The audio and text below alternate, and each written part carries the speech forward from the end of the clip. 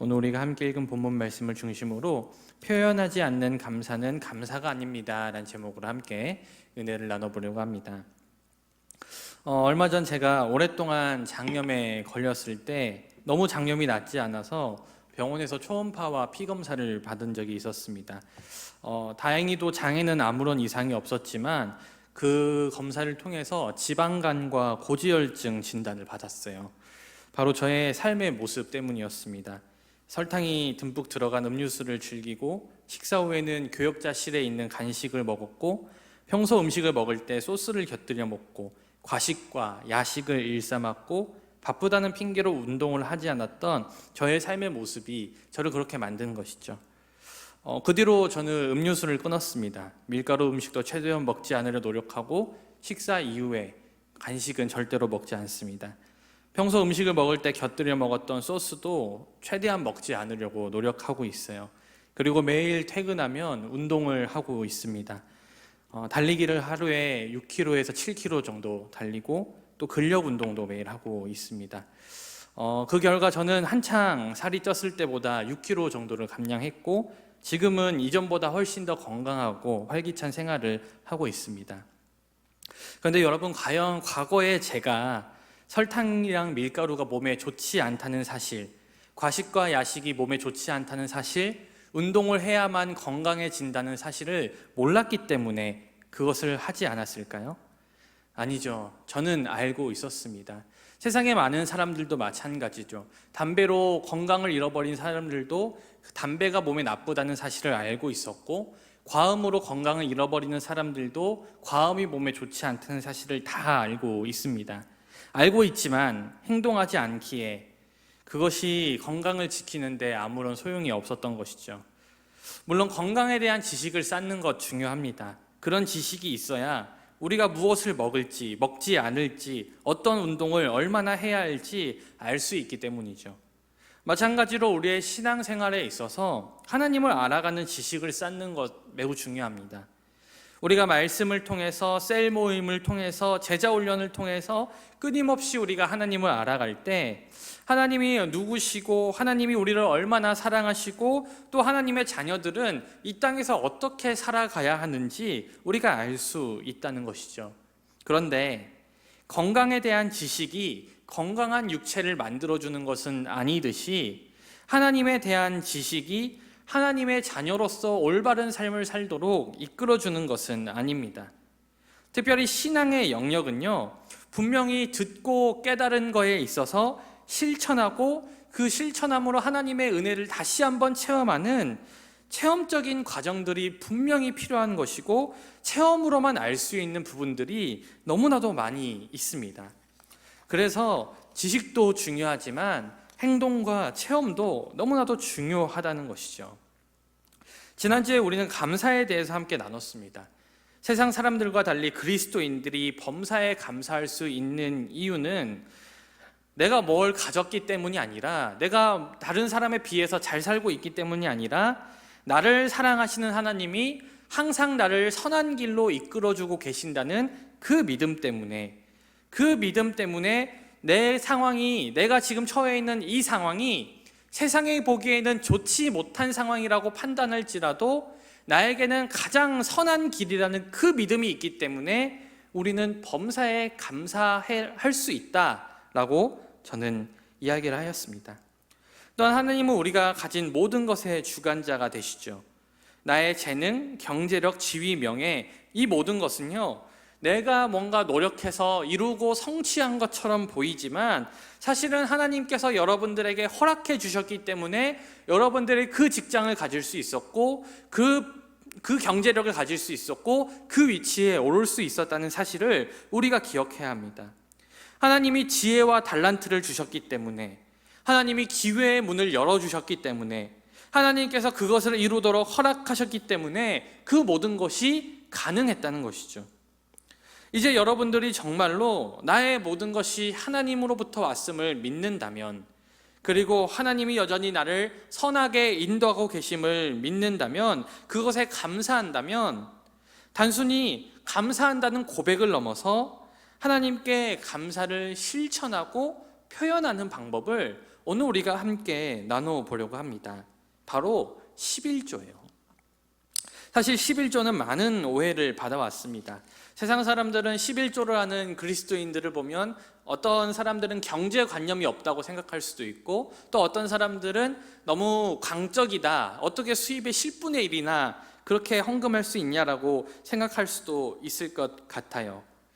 하지만 또 더 안타까운 것은 믿지 않는 사람들이 그렇게 생각할 수는 있지만, 하나님을 믿는다는 성도들 또한 11조에 대해서 아주 잘못된 이해를 가진 채로 살아왔다는 것이죠. 심지어 11조를 하는 사람들조차 잘못된 이해를 가지고 있었습니다. 흔히들 11조에 대해 가지게 되는 대표적인 잘못된 두 가지 관점이 있어요. 첫 번째는 율법적인 11조입니다. 율법적이라 함은 하나님께 11조를 하지 않으면 그것은 하나님의 것을 도둑질하는 것이고 하나님 것을 훔친 것이기 때문에 하나님으로부터 벌을 받는다는 생각 때문에 11조를 하는 사람들이죠. 그렇기 때문에 사람들은 11조를 하면서도 여러 가지를 생각해야 됩니다. 율법적이기 때문에, 하나라도 하나님 것을 훔치면 안 되기 때문에. 그래서 이런 고민을 하는 사람들도 있어요. 11조를 한 부모님으로부터 받은 용돈도 11조를 해야 되는가? 아니면 나의 11조는 세전소득으로 해야 되는가? 세후소득으로 해야 하는가? 이런 고민을 하는 사람들이 있죠. 전혀 중요치 않은 문제들이지만 11조가 율법적으로 다가오면 이러한 고민들을 하게 된다는 것입니다. 두 번째 관점은요, 아주 기복적인 관점으로 11조를 바라보는 것이죠. 이러한 관점에서 11조를 바라보는 사람들은 11조를 하면 복 받는다라고 생각을 합니다. 그래서 더 큰 복을 받기 위해 더 많은 11조를 하려고 노력을 하죠. 그리고 여기서 더 나아가 11조를 많이 하면 많이 할수록 하나님께서 큰 복을 주신다고 생각하여서 내가 누구보다 11조를 많이 할 수 있게 해달라고 기도하는 사람들까지 있다는 것이죠. 심지어 누가 11조를 많이 하는지 경쟁하는 모습까지 보이게 됩니다. 하지만 이것도 11조의 정신에서 벗어나는 잘못된 11조의 모양입니다. 오늘 우리가 함께 읽은 본문은 성경에 대한 11조의 가르침을 담고 있는 본문이에요. 그런데 이 본문을 자세히 살펴보면 이 11조가 너무나도 아름답고 너무나도 선하게 설계되어 있음을 우리가 알 수 있습니다. 먼저 오늘 우리가 함께 읽은 본문에 따르면 이스라엘 백성들은 그들의 1년의 수확의 10분의 1을 하나님께 바쳐야 했어요. 하지만 우리가 기억해야 될 것은 11조를 하는 그 행위 자체가 아니라 왜 11조를 해야 하는지, 그리고 11조의 정신이 무엇인지를 깨달아야 합니다. 만약에 제가 여러분들에게 아무런 조건 없이 이제 예배가 끝나고 나갈 때 제가 돈 뭉치를 꺼내서 10만 원씩 다 일일이 나눠준다고 생각을 해봅시다.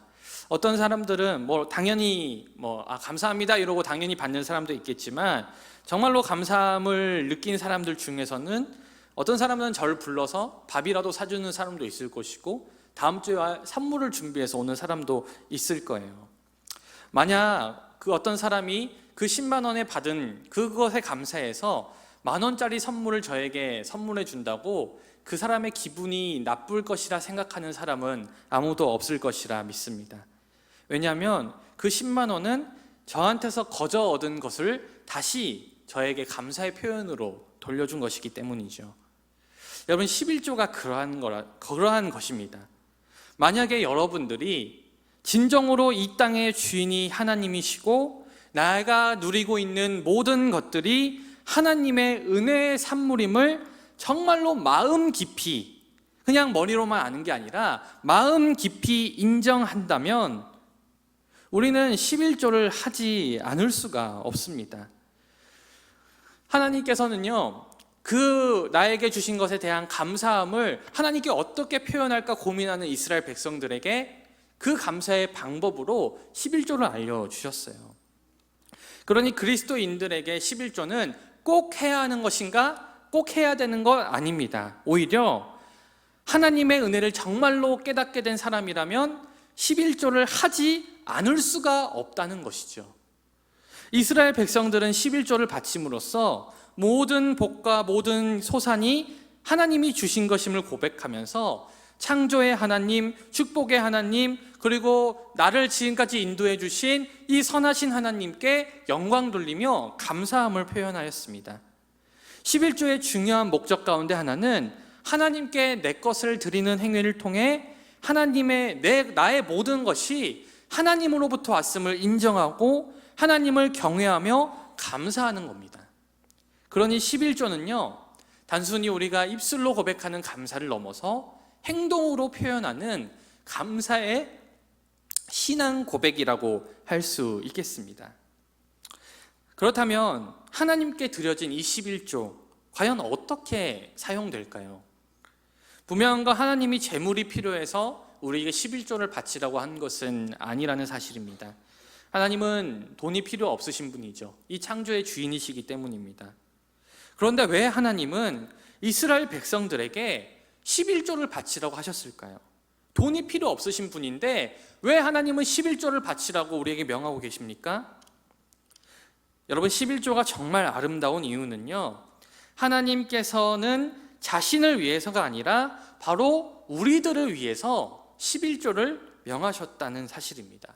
우리 인간들을 위해서 11조를 명하셨다는 사실에 있다는 것이죠. 실제로 이스라엘 백성들이 드린 11조는요, 공동체의 축제에 사용되었습니다.